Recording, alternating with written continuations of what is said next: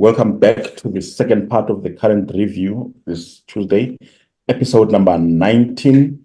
We are still on the state of the national address. We just had a discussion with somebody, Tshediso Thinane, earlier on. I am still with my brother from the Answered podcast, Tebogo Kotsi. My name is Thamsanqa, otherwise known as TT from the TT Hookup. We are partnering with the Central News Live on the current review. Right now, we are being joined by Mr. Nhlamulo Ndhlela of I don't even know if you could say it's the new baby on the block. No, far from it. We've existed for some time now, since 1961. Yeah. And they are causing havoc in the political space in the country, but like people are scratching their heads, wanting this and that to happen, and these guys are just hogging the media headlines, and seeming to be making things happen. So Nhlamulo Ndhlela is the spokesperson of the Umkhonto Wesizwe party. Good morning, sir, and how are you? Good on yourself, and to our brother there. Yes, Tebza. We'll be having a conversation with you. It won't necessarily be an interview in the sense of an interview, Tata. I said to you in the introduction that there is a new baby on the block, and I said that no, this political party has been in existence for very long, or for some time. So that would mean that you have your ducks in a row as to what you think should happen in the development trajectory of this country now and going forward. And that would mean that you would also have a perspective on what you think should be consisting in the state of the nation address that we're about to have on Thursday, on the 8th of February. So what is your official position on what should be the content of the state of the nation address? And not necessarily the alternative that you would provide, but what you think will be there. Look, I think, thanks for that. The biggest issue that we're faced with in the country, which I think is what will be there. This is what we believe ought to be there. Yes. I see the president speaking about the bullet train, between Joburg and Durban. I see him referring to 500,000 jobs. I see him talking about load shedding. The usual. And again, it's from where we're sitting is, again, he'll be referring to smart cities, things that, quite honestly, from where we're sitting are not really tangible. So those are some of what I'd call salient areas that I believe they're going to be focusing on. And obviously, naturally, there's issues of job creation and, smaller businesses. Do you think there'll be big promises given that it's an election year this year? Contained in the State of the Nation address? We can expect that. I mean, they'll definitely be mentioning NHI. They'll be touching on a lot of big promises by virtue of it being an electioneering year, which is sad because they have had an opportunity, at least in the past years during his term, to have implemented some of those promises. And again, it's just an issue of promises. And again, this year it will be much bigger promises by virtue of being an electioneering year. So, yeah. We don't expect more than... And the alternative, therefore, like what is it that the MK party would be promising?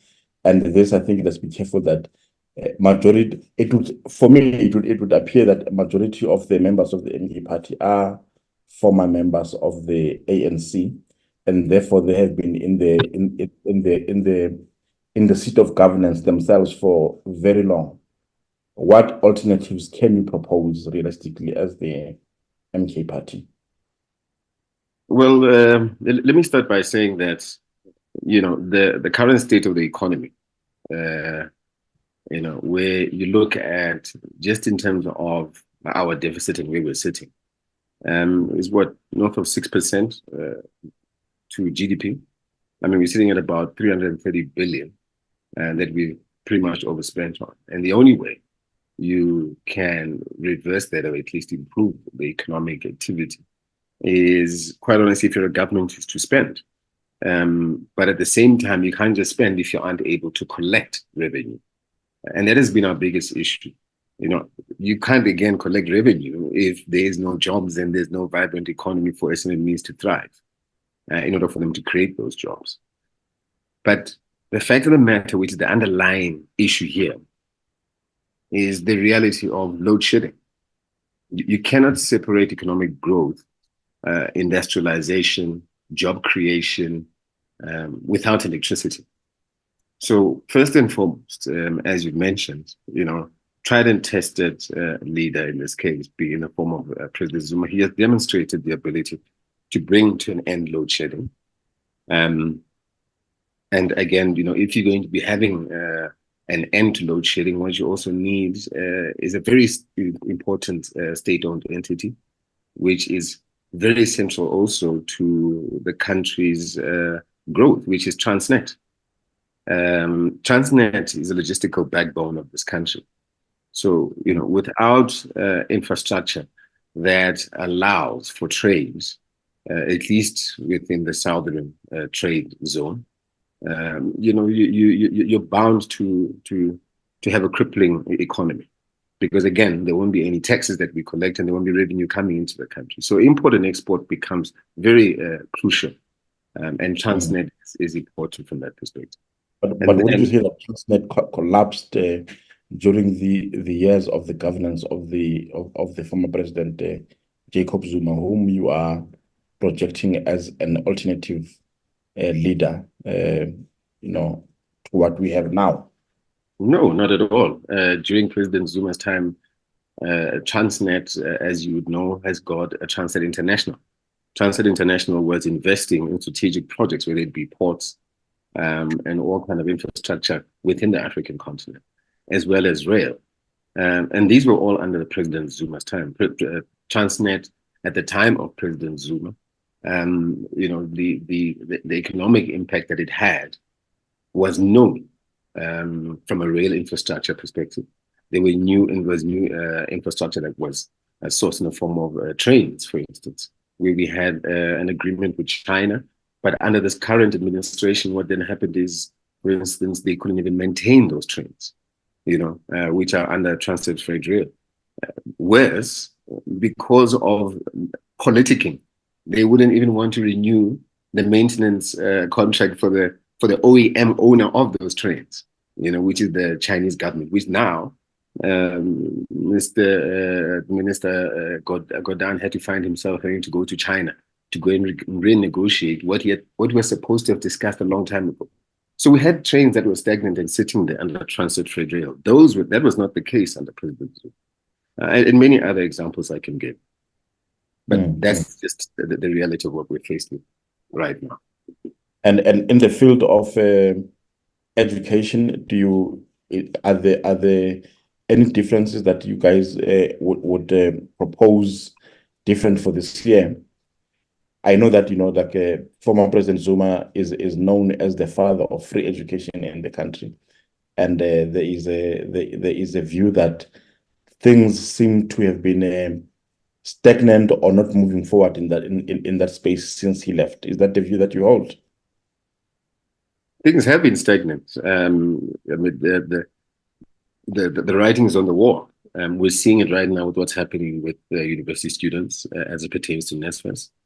You know, the current education system in of itself needs an overhaul, right down from, you know, your pupils in terms of high school, even primary school. We just have to overhaul this whole syllabus as far as we're concerned, because, and as I'd mentioned, in our constitution, we refer to basic education.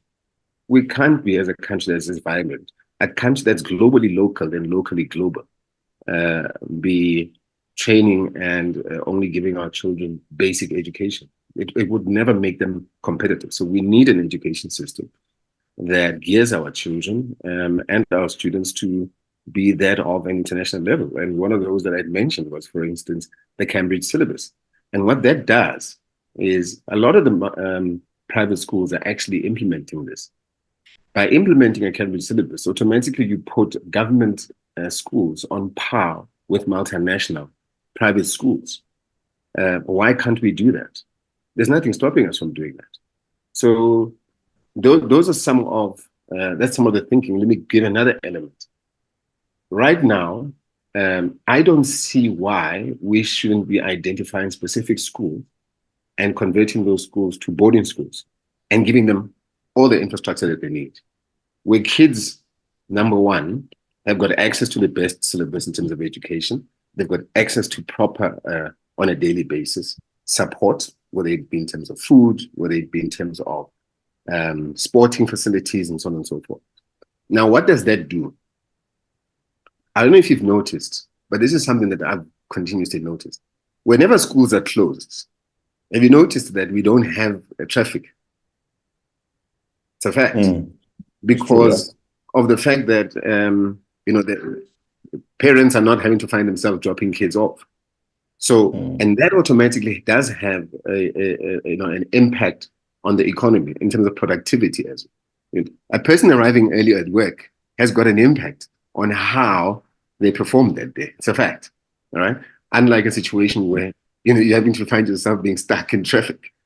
When schools are closed, you don't actually experience that, and productivity goes through the roof, and you can actually see that. Second point is that when kids are at boarding school, in this case under the administration and oversight of government, parents now don't have to find themselves having to do two jobs and then their kids being foster care parents. Kids ought to be kids and given an opportunity to grow as kids. Right now, what we find today in our country is that because of the current state of our country, parents and the most downtrodden find themselves having to go and work for two jobs, leaves at 4 a.m., only to come back late at about 11 a.m. when the children are asleep. And then their first eldest child is the one that is now having to play a role of foster. No, when we have schools with infrastructure and kids are taken care of, as I just mentioned, we won't be having those kind of challenges. And it will certainly have, a domino effect impact on our economy, as well as our kids' education overall. And Tebza, the current leadership of the ANC, if we have to take a period beyond the just after 2017, that leadership is only about 7 years old. Like, I think President Ramaphosa is the president of the ANC for about 7 years now. Do you think that time is sufficient enough to have had such a massive change in the direction and policy view of the ANC, such that you would have now former members of the ANC having formed themselves into an alternative of what they think the ANC should be? Well, the answer is quite simple. If you've got the resources, anything is possible. You can make even a turnaround time in 3 days if you want it to happen. And which I can easily say for the other members who decided to break away from the ANC and decide to go in their own ways, they also had plenty of time. I mean, like, if you can look into President Jacob Zuma, he was in office for 2 terms. We can easily go back and say, what has he done in those 2 terms? We speak about the fact that he was on the road of stopping load shedding. He was on the road of stopping load shedding. You must listen to that narrative, on the road. But still, load shedding was still there. I mean, like, if you can look at the stats, 1994, South Africa had a population of just over 40 million. Today we're sitting at close to, it was 43 million in 1994. Today we're sitting at close to about 60, 63, 64. So there was a growth of about 17 million plus in terms of the population itself. Now, question is that the grid that was designed to carry basic, simple electricity, was there ever a chance to improve it during that time? We've had 30 years of democracy, of which everybody who broke away from the ANC was part and parcel of this trade. Now, 30 years later, we're still debating about this current president is failing to do this. The past president brought down the economy to that. But we need to look at the fact of the matter is that is the people that were in office capable of making those chances? Simple. Right now, you've got MK, they're saying they are not happy with everything that is stagnant. What changes can they bring? During their time when they were still part and parcel of the ANC, they had plenty of opportunities to make those changes. There were certain things that the country was not happy about. Yes, there's changes. There were talks about with the Russians about bringing some nuclear power. Why is it that currently South Africa only has one nuclear power station? You know, but Kanako, you've got people that were in offices. Now, all I can say to you right now is that all the political powers, all the political parties keep on making promises to the citizens. But simple question, and I can throw a question to you, my brother, and actually ask you a simple question. What's the easiest way of stopping load shedding? What solution do you, as MK, say? This is what we're going to implement to stop load shedding. Nhlamulo? Okay, so maybe let me start by saying because I take it you're referring to President Zuma at the time when he was at the helm as president. President Zuma stopped load shedding. He was not in the tracks of. He stopped load shedding, and he didn't just make a promise of saying on this date when load shedding is going to stop, and it never stopped. It actually did stop. And he made a commitment and he lived to it. And there was no load shedding. The biggest challenge, as you would know, with what causes load shedding is the issue of maintenance. Our power stations are not being maintained, and that's a fact. That's just the reality of the situation, which then perpetuates the current state that we find ourselves of load shedding. So it's just pure negligence under the current administration, and also take into consideration that the current president was the deputy president at the time, was the head of government business, who also was the chair of the war room for load shedding. So when President Zuma left, he left an ESCOM that worked, and he left a country that had no load shedding. So I think let's start there. The other notion that I want to bring to yourself is, the perception of, we are an extension of, we're not an extension of the ANC. We are an MK party, which is a new party. It is Umkhonto Wesizwe, of which aims to do exactly that. Remember, what is also important for you to understand is that, yes, President Zuma is campaigning for MK party, but it was civil society, traditional leaders, traditional healers, religious leaders that came to President Zuma and engaged him and said, President Zuma, we cannot continue in the current form of the state of this country as it is. We need leadership, and called upon him to intervene.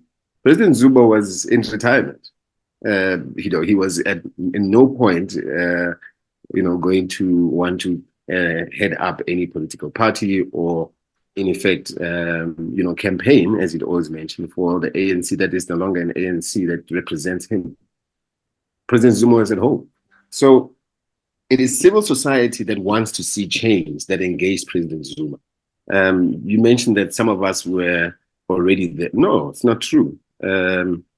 Yes, some of us are professionals, some of us are business people that have also taken it upon ourselves to actually start engaging and entering the political scene, because we too cannot continue to allow a situation such as this to perpetuate itself and to purport to be people that are leading this country that care for people, and yet we're not seeing exactly any of that change happening. So I think that was just to clarify that, my brother. But do you not think there is a contradiction between what you are saying when you say that it was civil society that called out President Zuma from retirement? I'm saying this given the fact that it was civil society, again in 2015, 2016, that was leading campaigns against President Zuma, saying Zuma must fall. And now you're saying that they are saying that he must come out of retirement. No, I mean, and that's exactly the clear differentiation here. The Zuma must fall campaign was funded by middle-class white monopoly capital. It's a fact. And they drove a certain narrative. The people that were at the Zuma must fall were not people from the rural areas. It was not people from the townships. It was people from the suburbs. people from metropolitan areas. So it is not a true reflection of people not wanting President Zuma to continue at the time to finish his term. It's not true. It was just a certain cabal and a certain clique of people that went on this campaign to also dehumanize and decampaign President Zuma. You know, Tebogo asked a question around what do you think must be done, or what would you propose to be done for load shedding to end? And I remember that there was a time when former President Thabo Mbeki said that, was asking the question that why is it that we're unable to do what Brian Molefe did at Eskom to end load shedding? Now, what is it that you, as the MK party, would propose should be done to end load shedding? I think naturally, the biggest challenge that we have is that, and as I'm answering that question, the biggest challenge that we have is that, you know, we have capable South Africans that are able to intervene and end load shedding. Very highly intelligent engineers and so on and so forth with the expertise. But because of the politicking that happens and the targeting of Black professionals, we've got now a brain drain in the government as well as in state-owned entities, because people are no longer there wanting to assist, but more so in fear of being targeted and caught up in political squabbles that end up ending their careers. And that's the biggest challenge. So what we ought to be doing is we ought to be identifying, and which we will, South Africans that are capable enough to do so. South Africans that have got the credentials, that have got the credibility, that have got the track record and reference ability to demonstrate how to actually intervene and end this. For instance, even with Transnet, there's executives that we know were highly capable, you know, that transformed that organization. The same with Eskom. So it's a matter of, let's take the politics and put them aside. Let's identify South Africans that are capable, we've got all the expertise to intervene and help this country. Because at the end of the day, it's not about individuals, it's about a country here. It's about the people of this country. So there's a likelihood that would bring Koko Mathela and Brian Molefe back to run the institutions that they were running, the Transnet as well as Eskom. We'll bring in the capable people. And Koko Mathela was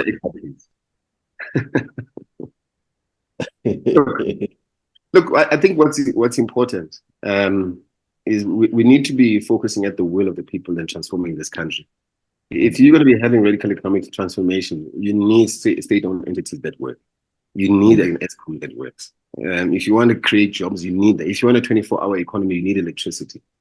Let's get people who are competent to do the job, not political appointments. You know, we saw what happened with the previous CEO of Eskom in the form of the Rater. Brought that organization to its knees. So we're saying, you know, let's also forget this issue of, well, you know, Koko or Brian in this case, you know, was seen to be associated with. There was no such thing. These were guys and professionals that were appointed during that time because of their capability. And then now they are guilty by association under that administration, which is the biggest problem that we have in this country. Let's stop the politics and let's bring in competence. That's what we need. And in terms of other programs that you would like to see proposed into the State of the Nation address and actually being translated into reality, what else are you guys thinking? Crime is a big issue, and we cannot, you know, you cannot separate the crime issue from the immigration issue. The biggest challenge that we have, and we've seen, that's why crime has gone through the roof. Under the current administration, you know, our borders have become so porous that in of itself, that is affecting our economy. One. Two, jobs that are purely, and that should be purely occupied by South Africans, are now being taken by undocumented foreign nationals. Crime is going through the roof because people know, by virtue of them being foreign nationals, undocumented foreign nationals, that, you know, they're not in the harness system, and so therefore in the criminal system, they won't be picked up in the form of the ping of fingerprints and so on and so forth. So because of these porous borders, crime has really gone through the roof. I mean, there are 77 murders a day in South Africa. 77 murders a day. That cannot be a country that it brings confidence to security. There are 2 million people still living in shacks. They're still also hungry. All these things are issues that we ought to be addressing and focusing on. And that's what we would actually focus our State of the Nation address on. Start with the basics. Don't focus on smart cities and bullet trains. Yes, we understand that they may have economic power, but the fact of the matter is we don't have the basics. We don't have electricity. And by virtue of that, it's crippling our economy. Look at what has happened in the past 6 years. In the past 6 years, our rand has dropped by 48% in its currency value. 48%. That's very telling, right? Not only that, if you look at a report that was done by Michael Sachs, who at one point was at National Treasury, I think it was in 2018, he said, for the first time in the history of this country, beneficiation dropped dismally. So in terms of exports of our ore and our minerals versus, beneficiation off the back of that, we have not even seen the value, the benefit of actually having exported such ore, and the economic impact that it ought to have had. We haven't. So that again also is very, very telling. And we're saying, let's focus on those basics before we start to talk about smart cities, because you can't have a smart city without electricity. You can't have a 24-hour economy. I'm very interested to. The other point I wanted to quickly, my brother. The other point I wanted to make. Here's an example. We've got refineries in this country that have become mothballs, right? We've got Separative. Why aren't we upgrading that infrastructure, bringing in oil from our BRICS partners, and then refining our own product? That alone has got an impact on the fuel price, the cost of living, and we should be able to produce and refine our own product, our own fuel, whether it be diesel or petroleum. But we're not doing that. And yet we continue to let our refineries dilapidate to the extent of, them coming to a standstill. Very sad. So we're actually sabotaging our own selves. Or maybe, you know what it is? The lack of political will to get things done. Therein also lies the problem. I think we should have a discussion around the point that you raised, because I think I wanted to touch on it now, but it may just take a conversation to be even longer. But you raised something about the rate of crime being linked to the porous borders, and therefore a suggestion that the crime in this country is being committed by foreign nationals. I'm not sure if that is the point that you want to make. And this, for me, brings in the question as to what is the MK's party, policy on the so-called foreign nationals.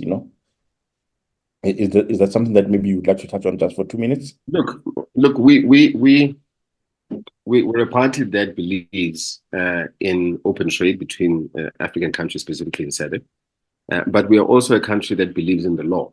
And when we're talking about foreign nationals, we're not saying we don't want foreign nationals. We want foreign nationals in our country. But we don't want undocumented illegal foreigners in our country. You know that at one point in time that President Jacob Zuma was a foreign national in a number of countries. Dynamics were different. Foreign national in a number of countries. Indeed. And the dynamics were different, including President Mbeki being a foreign national in the UK. Undocumented also. So times were different, Yeah. But again, I mean, what I wanted to say is we have seen that the porous borders has contributed to a lot of crime going through. I mean, if you see some of the cash in transit heists that are happening, you can tell that these are military trained individuals that are executing this, and they're executing it with finesse. And we know that once there's a cash and transit heist, you don't find them easily. They're gone across the border and then come back again. So you can tell that, you know, it's so well orchestrated. And this has been happening ever since our borders have been totally porous. So we cannot separate the issue of crime to uncontrolled immigration, in effect. It's a big year. It's an election year. You guys are hoping to be elected into power. Realistically speaking, how well do you think the MK party will do? Would we have at least about 5-10 seats in parliament, or what do you think is going to happen? We're going for a 2/3 majority. The MK party is going to have 2/3 majority. You can have a smirk on your face right now, but It's you're gonna be pleasantly surprised with what's happening. Let me share something with you. Yes. You know, when there's a revolution of the people, it is the people that take it upon themselves and in their own hands to institute change. And this is what is happening. Everyone's been asking us, who's funding MK party? We're not funding MK party. We don't have business people that are funding MK party, believe it or not. The donations that have been coming in, obviously, as controlled by the IEC, you know, are audited by the IEC, but those have to be spent on specific political programs that pertains to electioneering. When it comes to the rallies and all that you've been seeing, the campaigns that we've been doing, the rallies and the meet and greet events, all of those have been organized by the people themselves. Without us having spent a cent. Look at what happened in Gauteng. 25,000 people showed up. Look at what happened in Newcastle. About 12,000 people, 15,000 people showed up. So wherever we go, you know, it is by way of invite, where people are saying, we want to see MK leadership, we want to see President Zuma, we want to engage with President Zuma. And it is moving at, you know, and a momentum that no one ever expected. And that is a fact. But the two-thirds majority would require presence in more than just 3 provinces, because right now it would seem that we are present in KZN, in Mpumalanga, and some parts of Gauteng. You know, you You're 100% correct. Present in the Northwest, in the Free State, and other provinces. So how can you get that kind of number? Yeah. So let me put it this way. In the same way people didn't expect the turnout in Mpumalanga, is because there's a lot of underground work that's being done. You know, there's a lot of work that is being done by interaction with our ground forces and citizens, and consulting, by the way, with traditional leaders who are very key. For instance, in the Eastern Cape, in Limpopo, you're going to be seeing huge events that are going to be coming off the back of that. And so there is a plan. You know, we know that when it comes to KZN, we've demonstrated that we have large support, and those that are currently governing there are very, very worried because they may not be coming back. Watch what happens when it comes to Gauteng. Watch what happens. Next week, we're going to be in the Val. This weekend, we're going to be in the Val. Watch what happens, and then tell me if MK is a KZN. MK is not a KZN party. MK is a national party. And we're going to be demonstrating that. But when you have such important figures in your party, as Ngizwe Mchunu, who's able to say that people who speak a different language must go and campaign in their provinces and leave KZN to the MK party, does that not mean to say that MK party is for Zulu-speaking people and the people in KZN? No, we went against that. We do not tolerate tribalism at all. And we spoke to Ngizwe, and we told him that. By the way, let me make something very clear. Ngizwe is not a member of MK. He said it himself. Okay. So naturally, you'll find people who, are malicious, who want to try. And so I'm not saying that's what you're doing, but I'm saying we've had a lot of that. People trying to associate us with, all sorts of tribalism. We're not a tribalistic party. I'm Shangan, from Joburg. There's many other members. Our SG is Kosa. Our TG is Twana. So just because we started our campaign in KZN doesn't Who is the necessarily. president? Who's the president, by the way? Who is the president of your party? The people will decide who the president must be. That's why we're going and consulting with all the traditional leaders. But you've And got other everybody- officials. You've got And the team. yes. We have a national working core. Okay. We have a national working core of close to about 18 members of the party that are very senior, from Umkhonto Wesizwe, MKMVA, very senior people, as well as youth that are also involved, women that are also involved. So it may seem as if, this MK party doesn't seem to have much of a structure. Well, wait and see. We are only, what now? We're only 8 weeks, give or take, 8 weeks to 9 weeks old, give or take. Maybe actually been less than that, right? But a lot that we have done. I mean, there's a lot of work that has been done. There's a lot of groundwork that has been done. We're saying, wait and see. Now, in conclusion of this discussion, of course, like I think I would want us to schedule another engagement with you around many issues which would be just about the MK party, because now we try to have this discussion around the yourselves, of course, but as well as mostly on the SONA. What do you think the people should know or should expect, or what would you propose differently if you were to be delivering the SONA yourselves?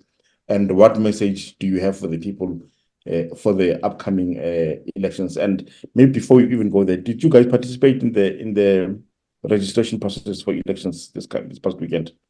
Oh, yeah, absolutely. We're throughout the country. We had, all our wards, representatives there. We did participate. We had an amazing turnout at those stations. So we've done quite well, and we were quite ready to go. I mean, we also attended. Even prior to this, we were invited. Obviously, all the parties were invited by the IEC. We underwent training as well as a presentation, on the process and procedures of electioneering, what the IEC, as an organization, would be offering us when we need assistance and so on and so forth. They gave us a lot of material. So yeah, we've been engaging quite a bit with the IEC, and things are going well. We do realize that there's a whole lot more work to be done. So what we need to be doing right now is to be mobilizing, recruiting, and making sure that people are informed as it pertains to voting. All right, cool. Now, in conclusion, what would you like people to know, and what are you proposing differently for them towards the elections and for the state of the election address? The first and most important point is to change the constitution. We need to change this constitution and give the land back to the people. You can't talk about means of productivity if you don't even own land. It doesn't work that way. So that's one of the first things that we need to do, because this constitution does not meet the requirements of a black child. Remember, we're an African country. We're African people. But this current constitution is structured around Roman Dutch law. It cannot be. So that's one. Again, end load shedding. And we know how to do that. We've demonstrated that. That will have a dominant impact on many other things. Stimulate the country with infrastructure investments, right? But you cannot do that without load shedding. So you can see there's a huge dependency on ensuring that there is electricity, because that is the key. Has been, has not been there since. I mean, as you would know, the decision was actually been made to in effect, for certain entities, state-owned entities and BE. So we need to bring back BE to stimulate small businesses and black participation. Black professionals have been sidelined. Black professionals have been sidelined. If you look at in the current administration, the state attorney, the fees were brought down by 1,500 an hour for lawyers and advocates. And I can tell you, I know a lot of them, and they're not happy. Why is that being the case? you know. So there's a lot of elements that need to be addressed in this country. And then again, get the rail infrastructure going. I mean, you know, you cannot talk about growing an economy when the most important logistical backbone organization such as Transnet has come to a standstill. It cannot be. So, you know, all of these have to happen concurrently, and these need to be very key focus areas. In effect, again, for people need to understand that, you see, let's talk about traditional leaders, and that's why I refer to the fact that we are Africans in the African child. We should have traditional leaders and traditional healers being represented at national level, National Assembly. Let me give you an example. When the Prime Minister of the UK, a country without a constitution, by the way, funny enough, when the Prime Minister of the UK gets appointed into office, who does he go and see first? He goes and sees the Queen or the King, right? The King and the Queen, the King and the Prime Minister, or the Queen and the Prime Minister, they engage at least on a bi-weekly or weekly basis, right? Where the Prime Minister gives feedback and reports in terms of what's happening within government. Why is it that it's an issue, or why can't we have it that way here? That in the Eastern Cape, the Premier is appointed by the people, the traditional leaders that came together, as well as civil society and religious leaders. They appoint a Premier that they trust, and the same happens. He must be accountable to the people. If it can be done there, why is it not being done here? So again, the Constitution is not a Constitution that meets the needs of our people. Our people here are suffering. The wheels of you know, the legal system in this country turn very slowly. So we need to now extend the judicial system that will be within the communities. So extending the court systems into the communities, and that becomes critical.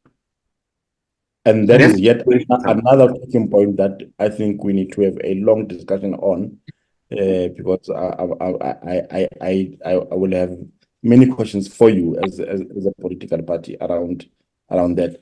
But for now, I think let us thank you very much for having joined us, and we hope that we will have another discussion. I think, producer, please schedule this interview again, maybe in the next week, to speak specifically to. There are very many topical and controversial issues that I hear Nhlamulo raising on behalf of his new baby, the MK party. Not a new baby. Now, thank you very much, Mr. Ndhlela.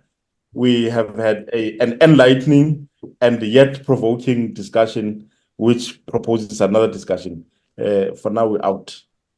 Thank you. Thank you.